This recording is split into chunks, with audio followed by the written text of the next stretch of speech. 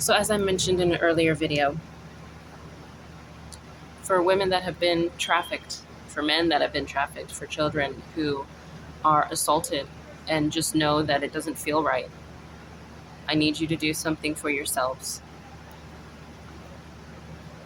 You can Google the form UCC1. In that form, it will ask, what is your name? Are you a creditor? Are you the debtor? Blah, blah, blah. You are going to write, I am the creditor and I am the living person. I am not surety for the corporation or for the corporate fiction, Under UCC 1-103, common law remains in full force and effect. And under UCC 9-102, I am the secure party and the name, your name, is the debtor. The name on your birth certificate that is in bold letters, it's what you're going to put there for the name. I release all debts to the debtor. So basically what you're saying is anybody that has done identity theft on your name, on your birth certificate name, all of that debt that was placed onto you is going to be placed onto that corporate fiction name that they created for you on your birth certificate. That is what this means.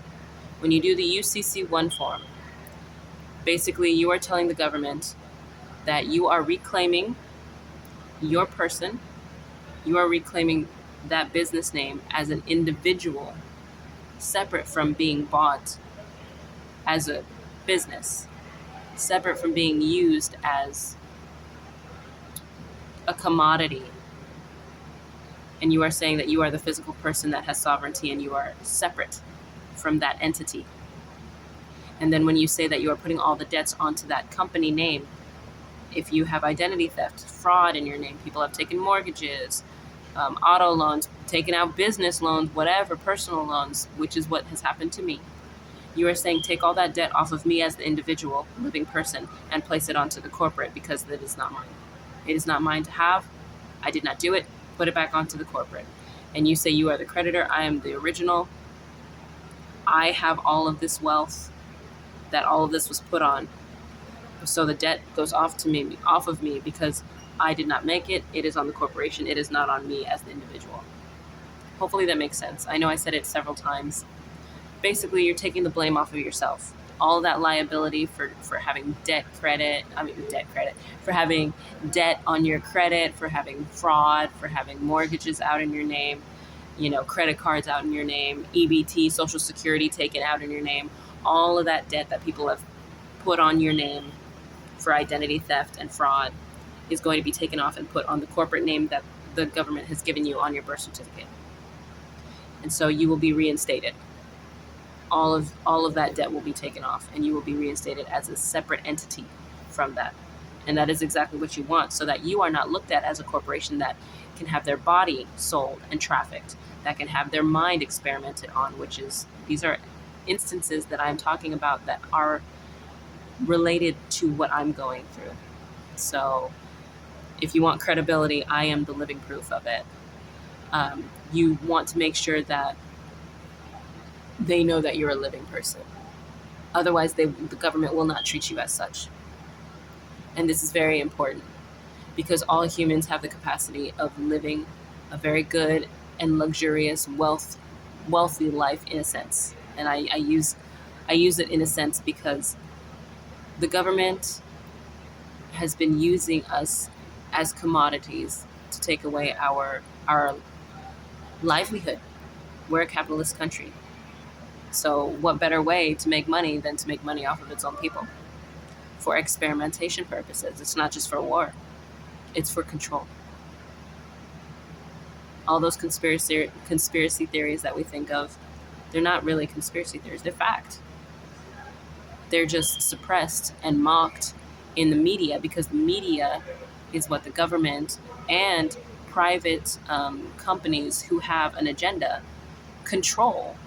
So the media puts out all this propaganda in the advertisements, on TV, in movies, in shows, commercials, Um, you know, even stuff we show our kids, and they show this as subliminal messaging to make us think that this is okay and this is normal when it's not. They're programming us. They have been doing this since we've done US patents for experimentation on mind control since the 1970s, actually 1950s. 19 I believe 1959 was the very first US patent, and it was bought by one of the US patents by Italy. The United States bought the patent from Italy because Italy actually was the first country that had an unidentified flying object with alien technology. So the United States government bought that and started using this technology and experimenting on people. Now, initially, it was logical experimentation. Oh, let's use it on prisoners that are probably on death row. But how many prisoners nowadays do we really have on death row? Because the amount of crime has really gone down. So where is this crime really coming from? You know, why is it a crime for somebody to smoke weed? That's their choice if they want to damage their body. I understand if it's a crime, if you're driving and you hit somebody, now that's different. But if you're deciding to put something in your body, as long as you are not partaking in the activities that are dangerous, that's different. You know, it's like saying, oh, I can't eat meat outside because if I drive home while I have meat in my stomach, oh, that's against the law. You see how that doesn't make sense? They have created these extremities in criminal activity so that they can find new ways to use humans because of our birth certificate, use humans for commodities for experimentation. Look at the women that are RAP'd in prisons. Who can they complain to? Who can they report this to? And then because when you're dealing with the prison system, the judicial system, the board of supervisors, and the legal system, and inevitably dealing with paralegals and lawyers, they're all in cahoots with each other. No lawyer wants to go against a cop. That cop is going to harass that lawyer every step of the way. Well, we're going to look for permits with code enforcement to make sure your lawyer's office is right. We're going to do you see what I'm saying? So there's these small little intricate steps that make certain people of authority in cahoots with each other so that they don't have problems. So the code of honor is destroyed and disrupted because of it. Fun fact. And then what happens when we have the director of the Federal Bureau of Investigations partaking in it? Like November 30th when he RAP'd me at Newark International Airport with his SWAT team. Why should you even have authority to touch me? If I see you in public, I don't mind going to jail for a little bit to punch you in the face because you have no right to touch me. I am not a company. I am not a corporation. You did not buy me. I don't see any stock. There's no stock that says I didn't put any stock numbers up. So who are you to touch me? You do not have that right. And so now that I've read out loud, and I do have people looking into, because once you say your sovereignty and non-consent form, you have witnesses, whoever sees that video. So if anything happens to you, you better let the world know, especially if you've already let the world know about that non-consent form that you've visually and verbally expressed already, especially if you do it online, which is what I've done because I can't seem to get the authorities to listen when I just go to the actual precincts. And New York Police Department isn't the first precinct. Riverside is the first precinct that I knew what was going on with me. Riverside Highway Patrol in Riverside County, San Bernardino County, Apple Valley Highway Patrol in Apple Valley, San Bernardino, Victorville, Chandler Police, Arizona, Palm Springs, Palm Desert, Indio, all Riverside County, all police in all Riverside County. And then when I moved to Arizona, Chandler Police, Phoenix Police. Phoenix had one of my exes had a wire on him so that he could make it look like I was mentally unstable and then get another FISA warrant so I would continue to be illegally surveillanced. I have not had any privacy. If I go to a gym and take a shower, somebody wants to record me, take a picture, I am looked at as a lab rat, as a zoo animal. I'm not looked at as a person. No matter how intelligent I am, no matter how well spoken I am, no matter how loyal to a man I am, or no matter how honorable, like I don't sleep around. I don't flirt with people. I keep to myself. And it's like no matter what I do, I am assaulted verbally, physically, sexually.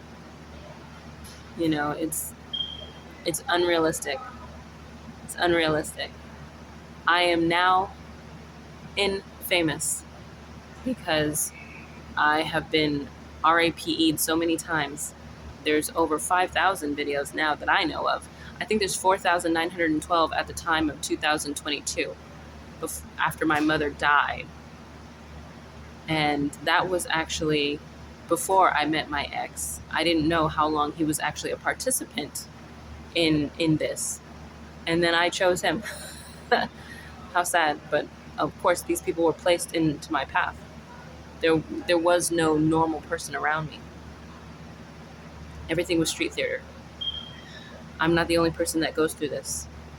If you think that you're being followed, watched, if you think you have weird break-ins or people are leaving at the same time you leave your house, or people, you see the same faces at the grocery store, at work, at the club, at, wherever you're going, when you visit a friend, all of a sudden they're friends with somebody or they're whispering. If you see this kind of weird behavior, you might want to look into making that form, that UCC1 form, and then looking into your name and seeing if you have identity theft.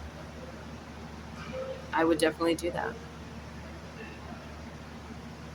There's other steps, but these were the ones in particular that I wanted to address. So God bless everybody. I hope that this helps, especially targeted individuals like myself, because the first thing we need to realize is that we have been treated as a business. We have been treated as a commodity that we can be sold and traded, and we need to stop it. Definitely. So that is that. God bless. I hope everybody takes care of themselves, my light workers. I definitely pray for your protection and for your constant strength and endurance in fighting the good fight with me. And I'm very thankful for you. And God bless you, and take care. And for those that are idiots, I really do pray for your insight. I hope you get enlightenment. I hope you really do realize that we're living in the Matrix, all those movies, about like the books, 1984, the Matrix, Interception, whatever. Those are made because they're pretty much, the shadow government is laughing in your face because you think they're just amazing movies, but they're reality. And you've been programmed to think that it's not. And that's the hardest part, is realizing that it's real. Like, it's really real. Even I still have a hard time believing it, but it's real. So it's time for us to wake up. If you really want to have your own sense of freedom from the government, to know that they cannot use you or your family or your finances when you get older, or anything, they can't use anything about you. This is the beginning steps. So you need to open your mind. So I hope those that are confused do that. And the ones that aren't confused and know exactly what you're doing, intentionally hurting and harming people, you will get your karma. God exists. Karma exists. Reincarnation exists. Whether you want to deny it or not, you're going to be back here anyway. It doesn't matter to me. But what you need to understand is you will get what's coming to you. Because God will not allow this anymore. And you have been forsaken. And whether you believe in God or not, I don't care. All I know is you will be seeing a lot of misfortune. And you only have yourselves to blame. So I pray God has some mercy. I really don't want mercy for you, but in respect for God, I do pray that you have some mercy on your soul. But to the rest, God bless you. Take care. And, take care of your community. because I'm not the only person going through this. I'm not the only person that's being singled out and isolated. So take care of each other. That's all.